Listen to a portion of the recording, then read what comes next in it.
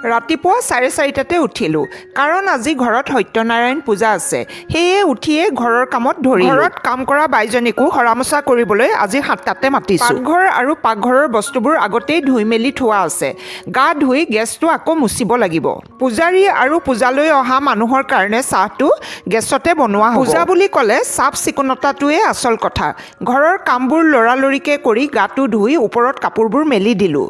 ঘৰৰ বাৰাণ্ডাখন আহল বহল কাৰণে পূজাটো এইখিনিতে হ'ব। সেয়ে চকীবোৰ ছাইড কৰি দিয়া হ'ল। আগদিনাখনিয়ে গোঁসাই আৰু গোঁসাই ঘৰৰ বস্তুবোৰ ধুই থৈছিলোঁ। আজি গোঁসাই ঘৰটো মুচি কাচি পূজাৰ বস্তুবোৰ সজাই পৰাই দিলোঁ।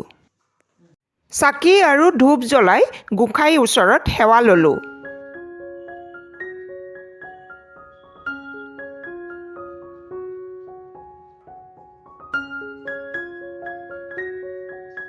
গা ধোৱাৰ পাছত এনেকুৱা ঠাণ্ডা লাগিছিলে, ফিকা চাহ একাপ বনাই ৰুম হিটাৰটোৰ ওচৰত বহিহে ৰক্ষা পাইছোঁ।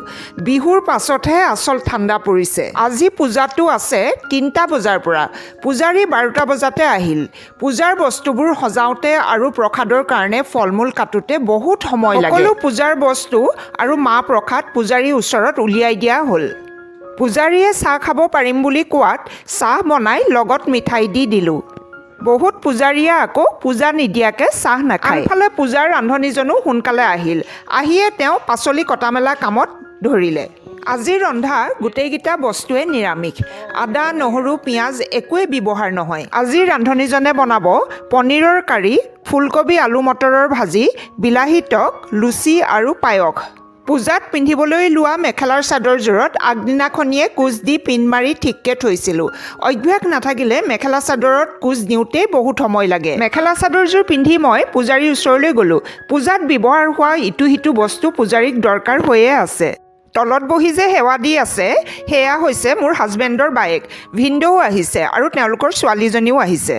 তেওঁলোকৰ সেৱা কৰি হোৱাত মই চাহ বনাবলৈ পাকঘৰলৈ আহিলোঁ। মই তেওঁলোকৰ কাৰণে চাহ বনাই প্লেটত মিঠাই সজাই ল'লোঁ। মিঠাই মানে ভুজিয়া, নিমকি, চাউলৰ গুড়ি দি বনোৱা কেকৰ পিচ। আজিৰ পূজাত গোটেইখিনি ঘৰৰে মানুহ হ'ব। বেলেগ মানুহ বুলিবলৈ ঘৰৰ তলত থকা গেষ্ট হাউচত কাম কৰা ল'ৰাকেইজন আৰু ওচৰতে থকা আণ্টি এগৰাকী। আজিৰ পূজাৰ ৰান্ধনী দুজনৰ ফেমিলিও আহিব। চাহ নি বাইদেউ ভিনদেউক দিলোঁগৈ। চাহৰ লগত থকা প্লেটখন দেখিয়ে ননদে ক'লে ইমানবোৰ নাখাওঁ। তেতিয়া মই ক'লোঁ তুমি যি খোৱা প্লেটখন তোমাৰ ওচৰতে ৰাখা। পূজা ষ্টাৰ্ট হৈ গ'ল। 3টা বজাৰ পৰাই পূজা ষ্টাৰ্ট হ'ল। পূজাৰ ওচৰত অলপ সময় বহিছিলোঁগৈ। অলপ সময় বহিবলৈ মন থাকিলে উপায়ো নাই।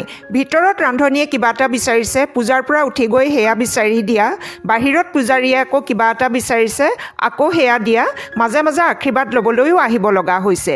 এইবাৰ মই ছোৱালী আৰু ঘৰৰ হৈ চাকি আৰু ধূপ জ্বলাবলৈ পূজাৰ ওচৰত বহিলোঁগৈ। এই ধূপ ধূনা ফুলৰ গোন্ধয়ে আৰু পূজাৰীৰ মন্ত্ৰৰ চাউণ্ডে মনটোত আচৰিত ধৰণৰ এটা ফিলিংছ আহে। মনটোত এটা শান্তিৰ ভাৱ আহে। মোৰ ছোৱালীয়ে এইবাৰ মেট্ৰিক দিব। একমাত্ৰ ছোৱালী তাই।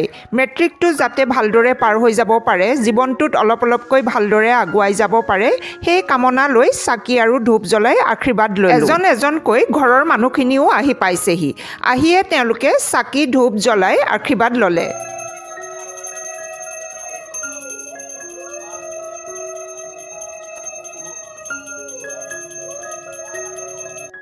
সেয়া মোৰ ভণ্টি আৰু ভণ্টিৰ হাজবেণ্ডে সেৱা লৈ আছে। সকলোৰে পূজা দি শেষ হোৱাত মই চাহ বনাই হাতে হাতে দিলোঁগৈ।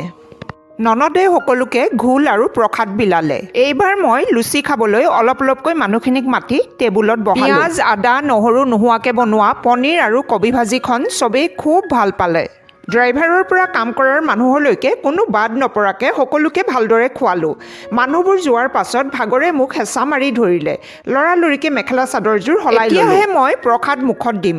প্ৰথমতে পায়স আৰু প্ৰসাদ খাই তাৰ পাছত লুচি খালোঁ। লেতেৰা হোৱা বাচনবোৰ ধুই পাকঘৰটো অলপ চিজিল লগাই থলোঁ। তেতিয়াহ'লে আজিলৈ আহিছোঁ। বাই।